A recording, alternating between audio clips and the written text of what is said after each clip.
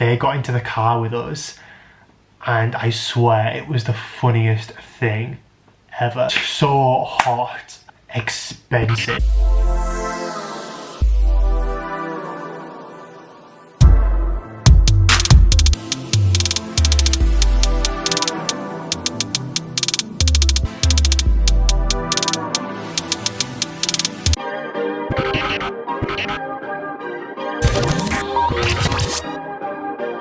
Welcome back to my channel. This video is going to be talking about, is Coachella worth it? Basically, is it worth the money? Is it worth the journey from wherever you're traveling from? Is it worth the hype? Is it worth it?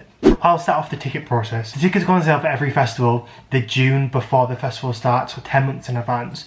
So it's literally the longest pre-sale I think like not even Glastonbury's only the October before. 10 months in advance, so it's quite a while, and you don't know the lineup before you purchase the tickets. You don't find out the lineup until the January, and they just sort of drop it whenever they like, not on a specific time frame. But it is always the start of January that they drop it, and then the rest of the general admission tickets go on sale then too. So I've been lucky enough to actually get them 2 years. So this year was 2016. It was the year that Beyonce was supposed to be doing it, but she pulled out because she was pregnant.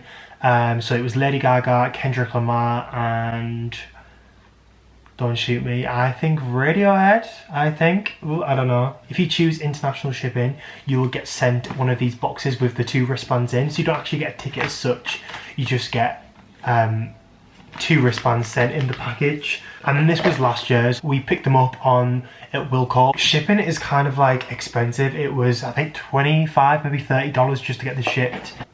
It's pretty cool. I really love the inside of this one this year. I really love this art installation that they had there the last few years. I think they're going to make it their kind of signature one, because they've got it in all the t-shirts and everything now. I think it's an artist from Leeds that actually designed this, which is actually quite cool. It's right by us, me, yeah. You actually get a Coachella sticker, which is kind of cool. Mine is on my suitcase because this is actually not mine. You can see that. You get the welcome guide, which just has all the lineup in that you can see.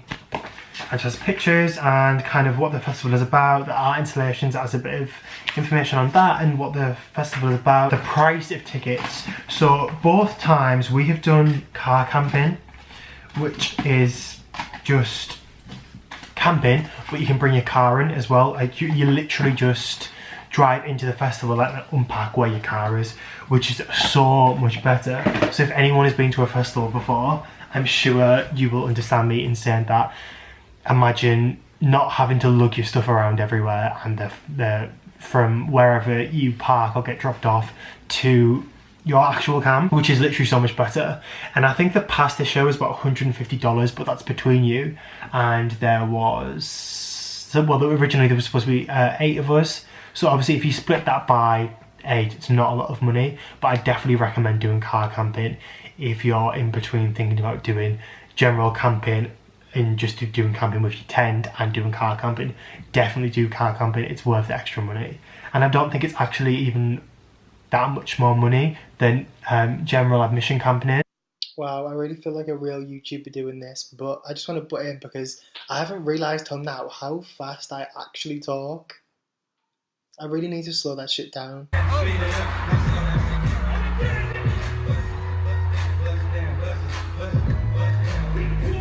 Now slow that shit down while I'm dead. But yeah, for real though, what is that about? I cannot even understand what I'm saying myself, so apologies if you haven't got a clue what I'm saying.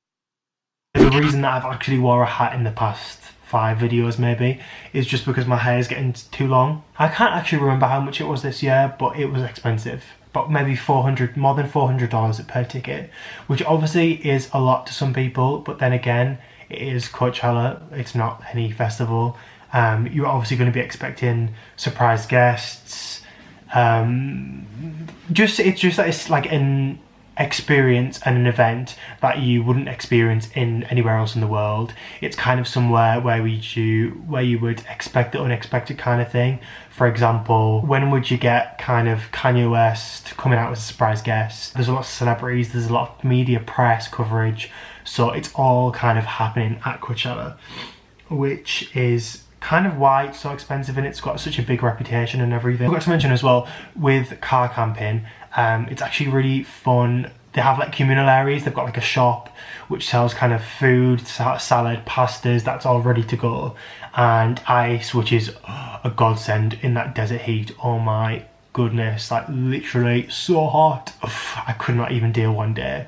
And you may be thinking, oh, it's just ice, and I think they do charge about $15 for like a big bag of ice, but I swear it's worth it, because when you are in that sun all day and your drink's warm, all your mixes are warm, you will be so grateful for the ice, I swear. They've got like some really nice communal areas with kind of hammocks and big fans, and there's like games. We did one day, I'll actually link my vlogs, my Coachella vlogs, in the description and above here somewhere in the cards. We had like a bit of a water balloon fight one day, which was fun, and they do loads of other things like that, but just kind of, there's too much to do in the time that you actually are there and see all the acts and get round all the art installations and all the sponsor tents. That alone, like even this year, we didn't even do half of it, kind of. So they've always got sponsors. Heineken, I think, is always a sponsor every year, and they've got a cool little house. The DJs play there, and they've got like cool Instagram little places and things. And the first time I went, H&M was a big sponsor of it as well, and they had kind of an Instagrammable house. It was like very mirrors with like cool lights and big chairs. It was really cool. I'll put some maybe pictures up. The price of things, it's not just a ticket, it's not just the car camping. I suppose if you are traveling internationally as well, then it's the flights, it's hotels from whenever you land kind of thing. But when I've done it both times, we sort of made it into a bigger holiday. So the first time we went, we did a couple of days in LA, and then we did Coachella camp there for the weekend, and then we went to Florida, Orlando, for like 9 days after that, and met my family there. So that was kind of a big holiday for us, so it wasn't just spending all the money just on Coachella. The second time when I went this year, we did 4 days in LA, then the weekend at Coachella, then we did 7 days in Vegas. Oh my goodness, it was just, that shit was hard. So by day 3 in Vegas, wow, we were dying, as you can probably imagine. Driving straight from Coachella to Las Vegas is like, what, like, I think it was a 5-hour drive from LA, because we went back to LA. It was just a lot. I wouldn't advise doing that. I definitely say you need a rest after the festival, because it's exhausting. It's just so hot. I think that's one of the most exhausting parts about it.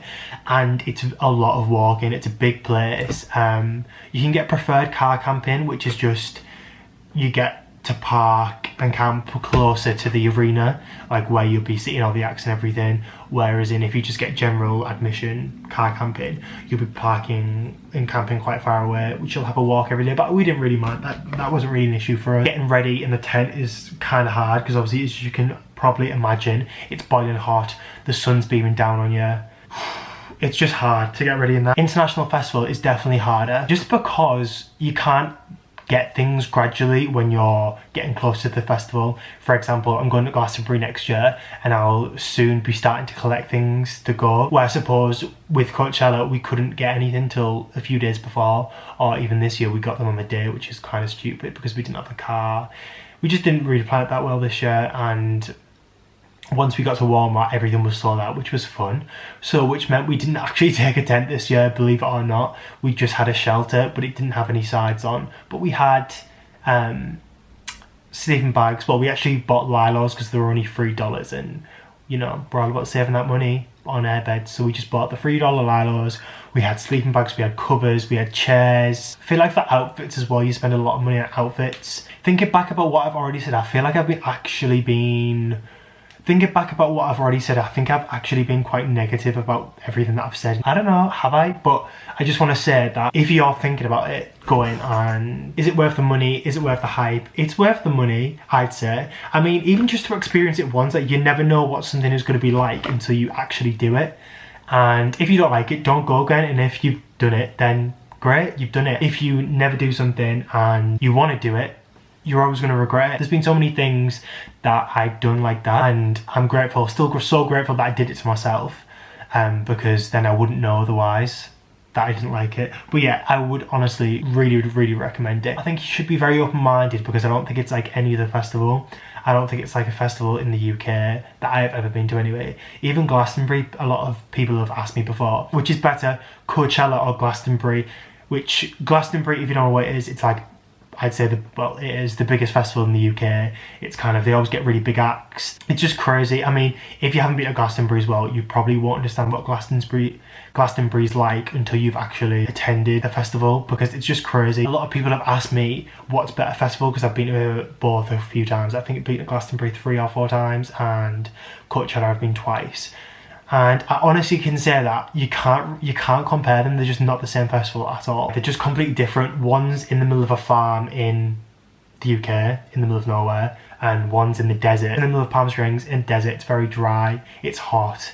It's just a different vibe. Also, it's so friendly. The first time that we went, our neighbours were so kind to us. They actually lent us a marquee. What is that what it's called? I'm not sure. We were just gonna get burnt to a frazzle if not. And I remember the first year that we actually went over the Easter weekend, and on the Sunday we were getting ready in the car with the aircon on because obviously it was so hot. And these women were like going around handing out Easter eggs. We ended up doing a carpool karaoke with them, which was just one of the funniest things of my life. I swear I couldn't breathe. I'm gonna insert a clip real quick.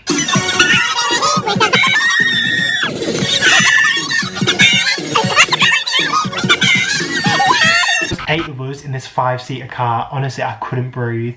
They're just random, and I feel like the video always looks like it's fixed and we planned it, but I swear we never. It was one of the funniest things in my life. I think it's great, like getting your outfits and sort of all that. It's very exciting. I don't think it's something that I could afford to do every year, unless someone wants to sponsor me and to go. Hint hint, some brands, I don't know, I wish. I suppose I could go if I did only that every year, but I do want to try different things. For example, I would love to go next year because I've already been hearing rumours about the lineup next year, which I'm so jealous about if they're true. However, I just don't know, I want to do some different things. I really want to do Europe because I've never actually, even though we basically live in Europe, or do we? No, we still live in Europe, I think. I don't know, what's this? I don't even know what's going on with this whole EU thing. But I really want to do Europe next year because even though we live there or live near there, I've actually never done any of Europe, and I feel like going so far away to Australia, I feel like that has made me want to do that. So yeah, that's my plans for next summer. And I mean, I do want to go back to America, although I feel like, and this was some of my family friends were saying this, as soon as the lineup gets announced in January, I'm going to have the biggest FOMO and just be like, should we just go? But who knows, we'll see come January. But if the rumours are true, I'm going to be jealous, let's just say that. That was my Is Coachella Worth It video. I really hope you enjoyed it. If you've got any questions about me whole making the journey from the UK, or actually this year I made it from Australia all the way to LA and to go to Palm Springs for Coachella, just drop your question down below and I'll be very happy to answer them. Please give this video a like if you did enjoy the video, and I will be seeing you very soon in the next video for the next installment. And go subscribe if you're not already. If you're new here, hey, what's up? Go subscribe if you want to see me again. And there's some cool things coming up in the next few weeks and I'm really excited. So I will see you in the next video. Thank you so much for watching. See you guys.